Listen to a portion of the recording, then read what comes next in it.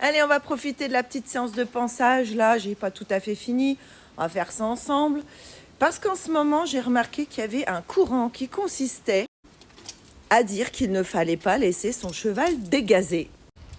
Alors dégazer, pour ceux qui ne savent pas, c'est juste faire un petit peu le couillon avant d'entamer, moi je ferais pas mal de faire mon pansage aussi d'ailleurs, bref, avant d'entamer le moindre travail, c'est-à-dire le laisser jouer avec vous, le laisser partir au galop, se cabrer, faire 2-3 bêtises ou 2-3 jeux avant d'entamer quelques séances de travail. Allez, je retourne vers Kiorli. Alors comme tu vois ici, j'ai un petit étalon. Alors bien sûr, moi je peux te parler que des étalons parce que il y a seulement 2 ans que je découvre la hongritude. Bah ouais, j'avais jamais eu de chevaux hongres avant Kinox. Kinox a donc maintenant 20 ans, mais lui c'est un petit étalon.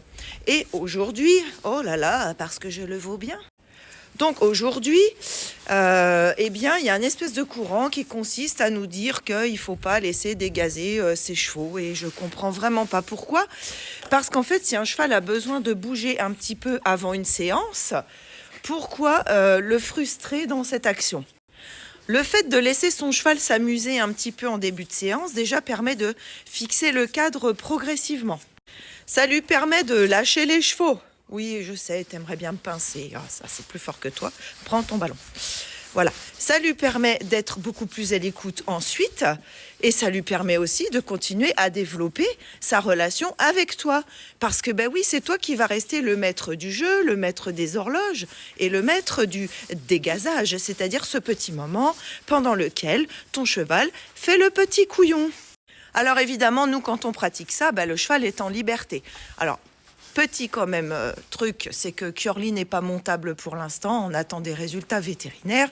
Mais voilà, si je décide de le travailler en liberté ou de l'emmener ensuite en balade à pied, je vais quand même lui accorder 10 bonnes minutes de dégazage, période pendant laquelle il va partir au grand galop en liberté.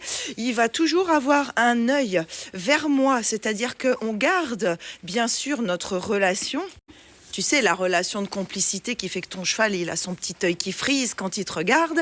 Et quand tu sais que quand il va se cabrer, c'est dirigé vers toi pour te dire, en gros, regarde comme je suis beau, est-ce que tu veux jouer avec moi ? Allez, rentre dans la danse. Je ne te parle pas d'un dégazage extrême pendant lequel le cavalier va pousser son cheval ou le palefrenier soigneur à fond les ballons. C'est pas ça. C'est dire bravo, jouer avec lui, etc. jusqu'à ce que tu décides que ça se calme, qu'il y en a assez, parce qu'en effet, il faut pas que le lait déborde non plus. Le dégazage, ce n'est pas un moment à l'issue duquel tu verras toutes les veines de ton cheval apparaître, ainsi que les naseaux dilatés. Tu n'auras pas un énervement, c'est vraiment un moment de jeu. En plus, ça permet à ton cheval de s'échauffer. Et bien sûr, plus les températures sont fraîches, plus il en aura besoin de ce petit moment. Surtout avec le fait qu'on a tendance à les rentrer dans le box ou à diminuer la taille des pâtures. Bon là, il est propre, mais quand tu verras ce soir, il sera plus du tout dans cet état-là. Il sera couvert de boue parce qu'il va au pré. Oh, c'est encore un peu sale ici. Mais compte tenu du fait que, de toute façon, je lui ai réduit son espace de pâture parce qu'on a pas mal de bouillasse et puis il pourrait y avoir des problèmes par rapport aux pieds, etc. Il est rentré dans un box qui est quand même relativement petit puisqu'il a juste box et terrasse pour ses pieds. Il n'a plus accès à la bouillasse de la nuit.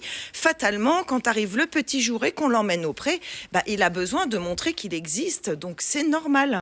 Maintenant, en effet, si ton étalon se cabre tout droit dès sortir du box, te fonce dessus, essaye de te mordre toi, ce n'est pas ça le dégazage. Et bien entendu, quand on a fini ce moment de dégazage, ce moment de jeu entre nous, il y a toujours un passage par la remise au calme. Bah oui, tu quittes pas le jeu sans prévenir ton cheval. Tu vas lui dire, ok, on repasse au pas doucement, et puis on va aller le caresser gentiment. On lui fait comprendre que ce moment de petit coup de folie est terminé, et puis on le laisse brouter un petit peu, ou on le laisse souffler un peu, pour qu'il puisse comprendre la transition entre on a joué, on s'est bien amusé, mais ça y est, maintenant on va attaquer le boulot. Et je te garantis que du coup, tu as un cheval qui est beaucoup plus aux ordres, beaucoup plus à l'attention de ce que tu vas lui dire, puisqu'il n'aura pas la frustration de faire un départ au galop intempestif, puisqu'il l'aura fait avant. Et le cheval, de toute façon, naturellement, il aime cavaler, il aime faire le couillon, il aime jouer, il n'y a qu'à les regarder en liberté. Rares sont les troupeaux qui restent fixes. Oui, il adore mordre ce ballon. C'est le seul qu'il n'a pas détruit, c'est prévu pour les pitbulls, n'est-ce pas Dadou? Donc là, je vais l'emmener au pré et puis on va voir s'il a besoin de cavaler ou pas. Bon bah voilà, on est au pré, visiblement il a l'air plutôt tranquille. On a déjà notre papy qui est là-bas. Ils vont profiter du soleil. Alors bien sûr, quand je dis dégazer, ça n'inclut pas le dégazage dès l'entrée du pré. C'est-à-dire que dès le moment où tu vas prendre ton cheval puis que tu vas le mettre au pré, il doit être sage sur la route et sur la traversée de la route jusqu'à ce que tu le libères. Et même au moment où tu le libères, bien entendu, il ne doit pas partir pleine balle à ce moment-là parce que là, c'est dangereux. Donc j'espère que j'ai réussi à expliquer un petit peu ma notion de dégazage du cheval. Tout doit être cadré. Et bah, sur ce, faut pas hésiter à y aller dans les commentaires, toujours dans le respect bien sûr. Allez, à bientôt. Et puis bon, notre soleil va pas beaucoup durer, donc j'en profite un petit peu. Dans une demi-heure, ils annoncent encore pleine pluie. On est en Bretagne, on a tous les climats dans la même journée. Et sur ce, à très bientôt la team Azabache.